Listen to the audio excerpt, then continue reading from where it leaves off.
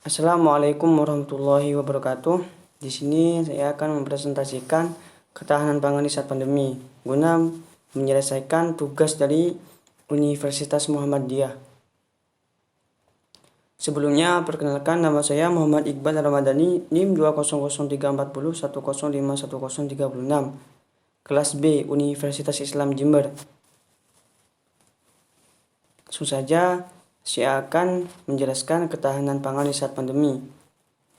Krisis pangan kini menghantui Indonesia di tengah pandemi COVID-19 yang masih belum usai. Di masa pandemi ini seharusnya bisa dijadikan momentum bagi Indonesia untuk berbenah. Ketersediaan pangan yang cukup, baik dari segi jumlah maupun mutu, serta mampu dijangkau oleh seluruh lapisan masyarakat, itu merupakan kunci dari keberhasilan ketahanan pangan bangsa ini. Apa sih pangan itu? Pangan merupakan suatu kebutuhan dasar bagi manusia yang harus dipenuhi setiap saat. Sifatnya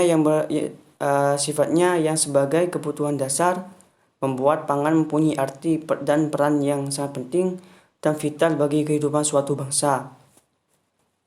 Kebutuhan pangan yang lebih besar dari ketersediaan pangan akan menciptakan ketidakstabilan ekonomi suatu bangsa. Di sini ada 4 cara langkah nyata untuk mencapai ketahanan pangan.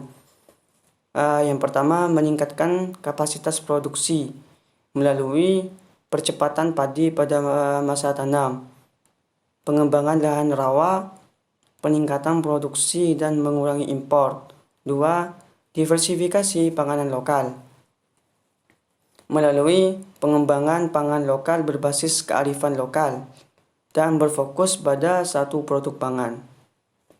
Yang ketiga, penguatan cadangan dan sistem logistik pangan dengan cara penguatan cadangan beras pemerintah provinsi ataupun daerah, penguatan sistem logistik pangan nasional untuk stabilisasi pasokan dan harga pangan.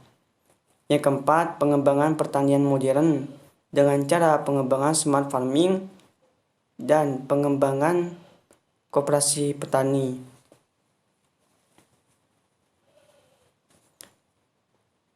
Akses pangan, mempertahankan akses dan pasokan pangan agar tidak terganggu selama pandemi COVID-19 itu menjadi sangat penting. Berikut ada beberapa tindakan yang penting untuk dilakukan. Yang pertama, memastikan stabilitas pasokan pangan dengan mendukung petani-petani kecil untuk meningkatkan produktivitas pertanian, memasarkan makanan yang bergizi, memastikan keutuhan rantai pasokan bahan pangan yang bergizi. Yang kedua, menyediakan makanan bergizi untuk kelompok masyarakat yang paling rentan melalui bantuan pangan, perlindungan sosial, atau program masyarakat baik di daerah pedesaan maupun perkotaan. Yang ketiga, secepatnya meninjau kembali masalah perdagangan pangan dan kebijakan terkait pajak serta dampak terhadap pasokan bahan pangan yang bergizi. Selama pandemi COVID-19 ini, kita harus selalu menjaga kebersihan dan keamanan pangan. Karena COVID-19 adalah penyakit pernafasan yang tidak disebarkan melalui makanan. Dan tidak pula ada bukti yang menunjukkan bahwa virus tersebut dapat menyebar melalui permukaan makanan. Untuk menjamin keamanan pangan saat menyiapkan makanan di rumah, selalu ikuti 5 langkah berikut. Yang pertama, menjaga kebersihan. Pastikan tangan Anda dan peralatan makanan selalu dicuci dengan sabun sebelum menyajikan makanan. Yang kedua, pisahkan antara makanan yang sudah dimasak dengan bahan mentah. Yang ketiga, masak makanan hingga matang. Yang keempat, simpan makanan pada suhu yang aman. Yang kelima, gunakan sumber air yang alami atau yang aman.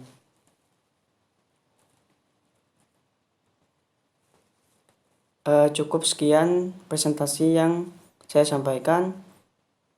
Terima kasih. Assalamualaikum warahmatullahi wabarakatuh.